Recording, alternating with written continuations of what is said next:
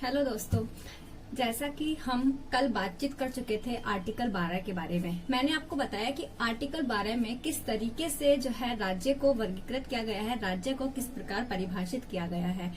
आज हम बातचीत करेंगे अनुच्छेद 13 के बारे में। जैसा कि मैंने बताया आपको कि अनुच्छेद 12 से लेके अनुच्छेद 35 को मौलिक अधिकारों के अंतर्गत तीसरे भाग में शामिल किया गया है।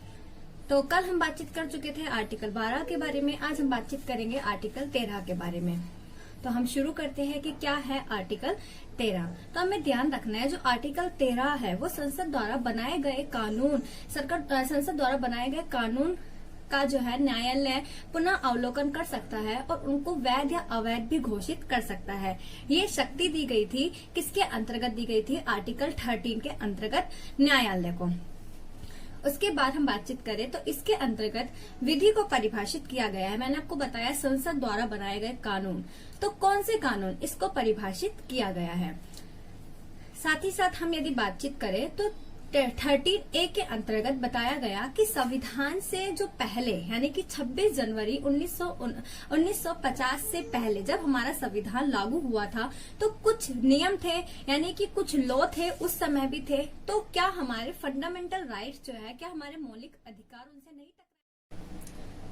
तो ये सवाल आया कि क्या जो फंडामेंटल राइट्स है इनको हमने जोड़ दिया है जब भारतीय संविधान के अंतर्गत। तो 26 जनवरी 1950 से पहले के जो नियम थे, यदि ऐसे नियम जो फंडामेंटल राइट्स को, हमारे मौलिक अधिकारों का हनन करते हैं, यानी कि ऐसे लॉ जो फंडामेंटल राइट्स को कंसिस्ट नहीं करते हैं, तो ऐसे लॉज को, ऐसे नियमों को वॉइड कर दिया जाएगा। और ऐसे लॉ जो हमारे फंडामेंटल राइट्स को कंसिस्ट करते हैं तो उनको वैलिड माना जाएगा। यानी कि इसमें बताया गया किसके अंतर्गत, 13(1) जो है इसके अंतर्गत बताया गया कि किस प्रकार हमारे जो फंडामेंटल राइट्स है वो सर्वोपरि है। यानी कि ऐसा कोई नियम या ऐसा कोई कानून, लॉ जो फंडामेंटल राइट्स का हनन करता है, जो कंसिस्ट नहीं करता, तो उसको तो वॉइड कर दिया जाएगा। और ऐसे लॉ जो फंडामेंटल राइट का, जो हमारे फंडामेंटल राइट्स है, मौलिक अधिकारों को कंसिस्ट करता है, उनको वैलिड मान लिया जाएगा। किसमें बताया गया? ये 13 जो 1 है, अनुच्छेद 13(1) के अंतर्गत इसको बताया गया। साथ ही साथ ये भी सवाल आया, अभी तो हमने बात करी 26 जनवरी 1950 से पहले के बनाए हुए कानून की, और उसी के बाद आता है क्या 26 जनवरी 1950 के बाद जो कानून बनाए गए उसमें भी यदि फंडामेंटल राइट्स का हनन होता है तो उसके अंतर्गत क्या होगा। तो इसके अंतर्गत जो 13(2) क्लॉज है वो आया कि जो स्टेट है वो ऐसे लॉ नहीं बना सकती जो हमारे फंडामेंटल राइट्स को कंसिस्ट नहीं करते हैं। यानी कि हम जो स्टेट है, राज्य है, वो केवल ऐसा ही कानून बना सकता है जो फंडामेंटल राइट्स का, मौलिक अधिकारों का हनन नहीं करेगा। तो ये सारी चीजें आती है 13(1) है, अनुच्छेद 13(1) के अंतर्गत। हमने देखा कि किस प्रकार फंडामेंटल राइट्स को ही सर्वोच्च माना गया। और इसके अंतर्गत हम एक विधि भी पढ़ेंगे, कौन सी? आच्छादन विधि। जैसे कि हम देखें पीडी एक्ट के अंतर्गत जो सेक्शन 14 होता है, जो सेक्शन 14 है, जैसे एक एग्जांपल के तौर पर पीडी एक्ट आता है। पीडी एक्ट के तौर पर हमने देखा जो सेक्शन 14 है वो फंडामेंटल राइट्स को कंसिस्ट नहीं करता है।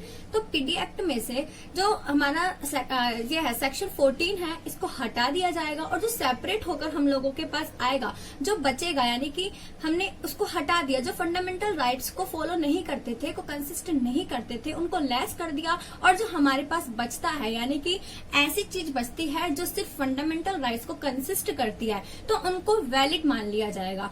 तो यहाँ बिल्कुल भी कंफ्यूज होने की जरूरत नहीं है। सबसे पहले हमारे पास नियम आता है कि 26 जनवरी से पहले जो भी कानून बनाए गए हैं या जो भी लॉ है उनको तभी माना जाएगा जब वो फंडामेंटल राइट्स को कंसिस्ट करते हैं। साथ ही अगला आता है कि 26 जनवरी 1950 के बाद भी यदि कोई कानून बनता है तो वो भी फंडामेंटल राइट्स को कंसिस्ट करता हो, यानी कि वो कहीं भी फंडामेंटल राइट्स का हनन नहीं करता हो। इसी प्रकार जब हम इनके केसेस को देखेंगे तो हम देखेंगे A.K. गोपालन वर्सेस स्टेट ऑफ मद्रास। हम इस केसेस को पढ़े तो state of Gujarat versus Ambika mills. ये क्या कहता है? ये कहता है कि यदि कोई लॉ बनता है तो वो किस पर, सिटीजन पर लागू नहीं होता। यदि कोई लॉ बनता है, मान लो कोई लॉ बना और फंडामेंटल राइट्स का कहीं ना कहीं वो हनन कर रहा है, तो वो जो लॉ है सिटीजन पर लागू नहीं होता, यानी वो किस पर लागू होगा, नॉन सिटीजन पर वो लागू होगा। जैसा कि हम इसको बात करें तो कुछ जो नॉन सिटीजन कंपनीज होती है वो ऐसा कर सकती है। तो हमें ये चीज ध्यान रखनी है कि किस केस के अंतर्गत state of Gujarat versus Ambika mills के अंतर्गत सुप्रीम कोर्ट ने ये निर्णय लिया।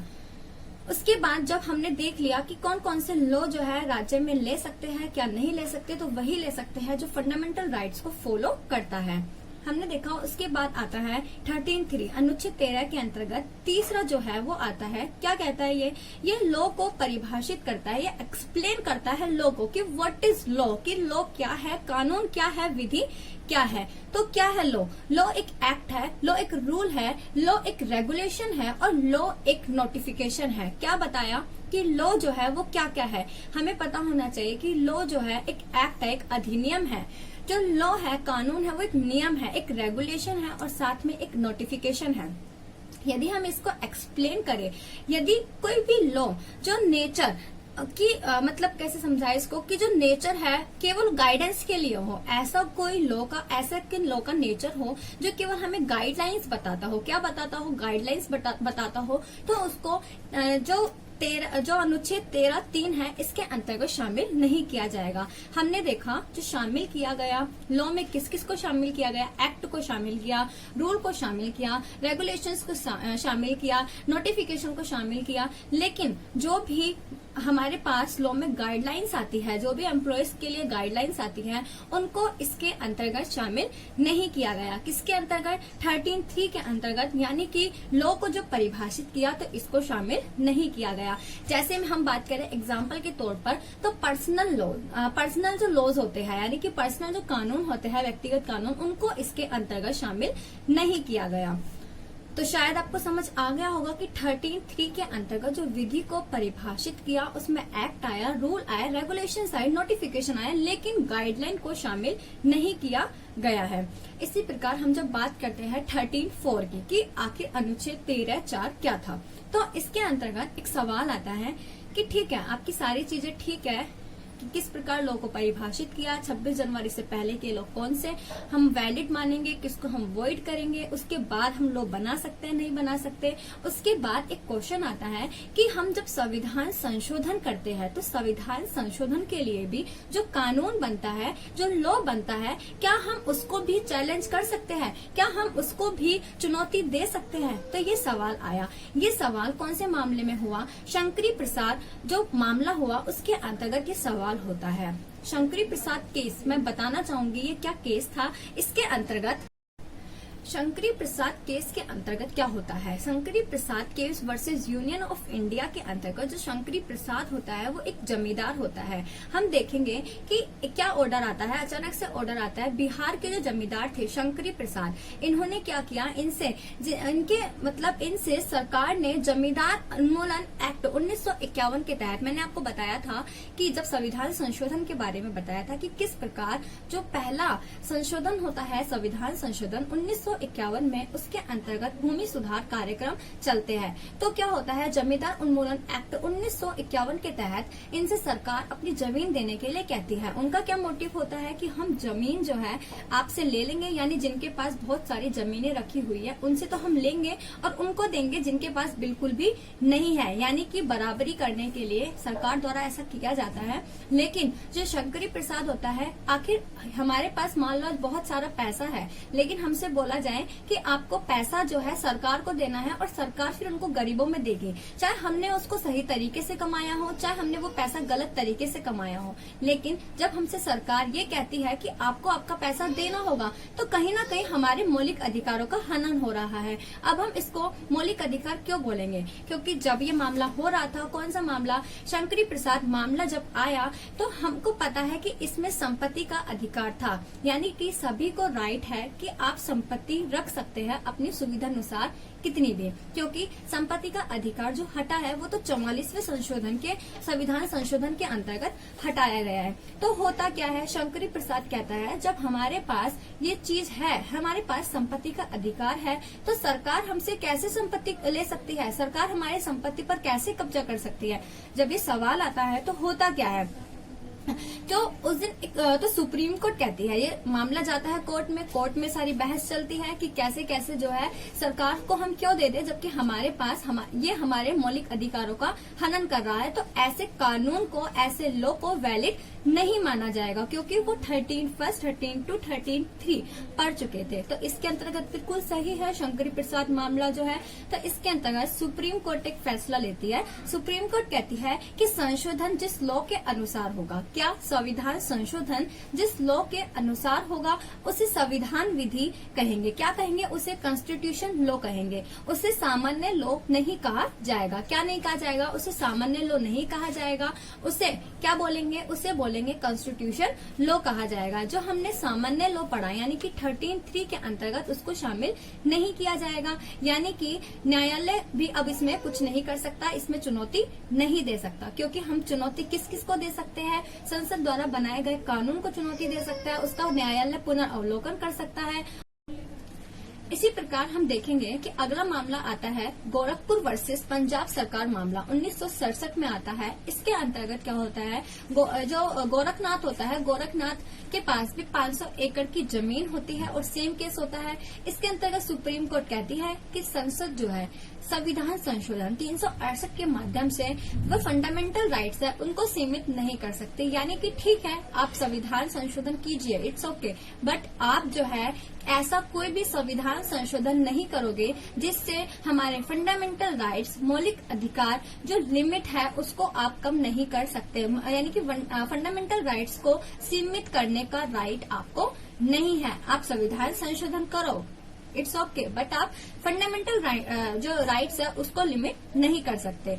इसके बाद होता क्या है, इंदिरा गांधी जी, जैसा कि मैंने आपको बताया था कि आपातकाल लग जाता है 1975 में, और होता क्या है 1971 में जब इनकी सरकार होती है, 1971 में 24वां कॉन्स्टिट्यूशन अमेंडमेंट आता है, 24वें संविधान संशोधन जो कि 1971 में आता है। इसके अंतर्गत क्या कहते हैं कि ठीक है, इसके अंतर्गत जो संशोधन किया जाता है संसद द्वारा, वो क्या कहते हैं, संसद मूल अधिकारों को सीमित कर सकती है। जबकि हमने देखा जो गोरखनाथ वाला केस था, इसमें साफ साफ सुप्रीम कोर्ट ने कहा कि फंडामेंटल राइट्स को सीमित नहीं किया जा सकता। लेकिन 24वां कॉन्स्टिट्यूशन अमेंडमेंट 1971 में आता है और कहते हैं कि फंडामेंटल राइट्स को कंट्रोल कर सकते हैं, फंडामेंटल राइट्स को सीमित किया जा सकता है। साथ ही साथ कहते हैं कि संविधान संशोधन के माध्यम से बनाए गए एक्ट को 13(3) में शामिल नहीं किया जाएगा, अतः इसको चुनौती नहीं दे सकती। ये जो शंकरी प्रसाद मामले में बोला गया था उसको भी रिपीट किया, संविधान संशोधन में ऐड कर लिया। जो 24th कॉन्स्टिट्यूशन अमेंडमेंट आता है 1971 में, दो चीजों को उसमें शामिल किया गया, जिसके अंतर्गत जो गोरखनाथ केस था उसको तो अपोज किया गया, यानी कि कहा कि फंडामेंटल राइट्स को सीमित कर सकते हैं, और दूसरा जो शंकरी प्रसाद केस था उसको वैसे की वैसे रख दिया गया कि ठीक है, इसको 13(3) के अंतर्गत शामिल नहीं किया जाएगा। ठीक है भाई, ये हो गया। अब जब हमारे पास ये आ गया, कॉन्स्टिट्यूशन अमेंडमेंट ही हो गया, तो अब क्या कर सकते हैं। उसके बाद एक केस आता है स्वामी केशवानंद भारती मामला। इसके अंतर्गत क्या होता है, 13 जजेस की पीठ बैठती है। 1973 में केस होता है, स्वामी केशवानंद भारती मामला जो होता है, इसका केस लड़ रहे होते हैं। ये एक मठ के अध्यक्ष होते हैं। क्या होता है, एक मठ के अध्यक्ष होते हैं। मठ जो मंदिर होता है, धार्मिक संस्थान होता है, मठ उसके अध्यक्ष होते हैं। और नानका भाई पालेकर जो जिनके वकील थे नाना भाई पालेकर, तो उन्होंने केस लड़ा। इसके बाद होता क्या है, सुप्रीम कोर्ट कहती है, केस चलता गया, सुनवाई होती गई, 13 जजेस की इसमें पीठ बैठी। जो सुप्रीम कोर्ट कहती है, एक्सेप्ट करती है, क्या एक्सेप्ट करती है, जो 1971 का जो कॉन्स्टिट्यूशन अमेंडमेंट था, क्या था कि हम जो है फंडामेंटल राइट्स को सीमित कर सकते हैं। और वही संशोधन कहता है कि जो बनाए जाएंगे संविधान संशोधन के माध्यम से, जो भी बनाया जाएगा उसको 13(3) के अंतर्गत शामिल नहीं किया जाएगा। सुप्रीम कोर्ट ने इस मामले में इसको एग्री किया कि ठीक है, लेकिन एक कंडीशन लगाई। क्या कंडीशन लगाई कि ठीक है, आपकी हम सारी बातों को मान रहे हैं, लेकिन इसमें हमें ध्यान रखना होगा कि संविधान के मूल ढांचे पर प्रभाव नहीं पड़ना चाहिए। क्या कहती है सुप्रीम कोर्ट? कहती है कि हम आपकी बात को मान रहे हैं, जो भी आपने 1971 में कॉन्स्टिट्यूशन अमेंडमेंट किया, ठीक है, हम एग्री करते हैं कि आप फंडामेंटल राइट्स को सीमित कर सकते हैं। हम एग्री करते हैं कि जो संविधान संशोधन के तहत जो भी एक्ट बनेगा उसको 13(3) में शामिल नहीं किया जाएगा, लेकिन इसके साथ साथ एक सिद्धांत भी दिया कि संविधान के मूल ढांचे का मूल ढांचा जो है, जब आप संविधान संशोधन करें तो वो प्रभावित नहीं होना चाहिए। क्या बोल दिया कि मूल ढांचा प्रभावित नहीं होना चाहिए, और मूल ढांचा प्रभावित हो रहा है या नहीं हो रहा है ये डिसाइड कौन करेगा? ये डिसाइड करेंगे सुप्रीम कोर्ट। कौन डिसाइड करेगा? सुप्रीम कोर्ट ये डिसाइड करेगी कि मूल ढांचे का हनन हो रहा है, यानी कि मूल ढांचे को सोचकर काम हो रहा है कि नहीं हो रहा। इसी प्रकार हमारा आर्टिकल जो 13 है वो कंप्लीट होता है। मैंने आपको बताया कि किस प्रकार जो है इसके अंतर्गत जो है पुनर्अवलोकन करने की शक्ति मिल जाती है, वैध या अवैध घोषित करने की शक्ति मिल जाती है न्यायालय को। इसके अंतर्गत किस प्रकार हमारे जो फंडामेंटल राइट्स है, यानी हमारे जो मौलिक अधिकार है, उनको सर्वोपरि माना गया है। किस प्रकार इसके अंतर्गत जो 13(3) है में विधि को परिभाषित किया गया है। रूल, रेगुलेशन, एल्स, वो एक्ट, ऑल थिंग्स आर हमारे क्या है? ये हमारे सभी लॉज है, ये हमारे लॉज है। लेकिन क्या संविधान संशोधन जो हम कर रहे हैं उनको भी हम न्यायालय में चुनौती दे सकते हैं?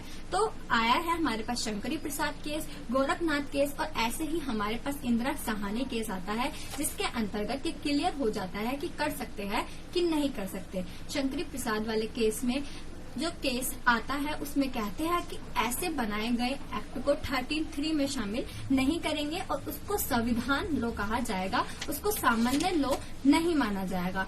ऐसे हम जब गोरखनाथ केस देखते हैं तो उसमें कहते हैं कि जो आप संविधान संशोधन कर रहे हो इसमें आप फंडामेंटल राइट्स को सीमित नहीं कर सकते। उसके बाद अमेंडमेंट आता है 1971 को। कौन सा अमेंडमेंट आता है? 24वां आता है कॉन्स्टिट्यूशन अमेंडमेंट। इसके अंतर्गत क्या होता है कि हम फंडामेंटल राइट्स को सीमित कर सकते हैं। संसद जो है वो मूल अधिकारों को सीमित कर सकती है, साथ ही साथ में इसको 13(3) में शामिल नहीं किया जाएगा।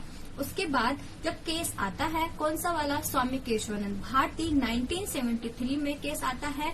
इसमें कहता है कि ठीक है, आप फंडामेंटल राइट्स को सीमित भी कर सकते हो, इसको 13(3) में भी शामिल नहीं करेंगे, लेकिन आपको जो संविधान है उसके मूल ढांचों का ध्यान रखना होगा। तो इसी प्रकार जो है ये आर्टिकल 13 कंप्लीट होता है। मुझे उम्मीद है कि आपको समझ आ गया होगा, और यदि फिर भी आपको समझ में नहीं आया है तो आप कमेंट करके क्वेरीज कर सकते हैं, जो भी आपकी क्वेरीज है, और साथ ही साथ आपको यदि इससे ज्यादा कुछ आता हो तो आप भी बता सकते हैं। जो मुझे आता था मैंने कोशिश करी आपको बताने की, और साथ ही साथ में मुझे पूरा विश्वास है कि आप अपने घर पर ही होंगे। जैसा लॉकडाउन का दौर जो है वो चल रहा है, और हम जल्द ही ये जंग जीत जाएंगे और सब हम फ्री होकर बाहर आ जा सकेंगे। लेकिन जब तक हमें सरकार द्वारा दिए गए निर्देशों की पालना करनी है। और साथ ही साथ एक रिक्वेस्ट है, हम्बल रिक्वेस्ट है, आप प्लीज मेरा जो चैनल है यूट्यूब पर, जो चैनल है लता भोजवानी के नाम से, आप उसे सब्सक्राइब करें, ताकि मेरे द्वारा जो बातें आपको बताई जा रही है आप वो सुन पाए।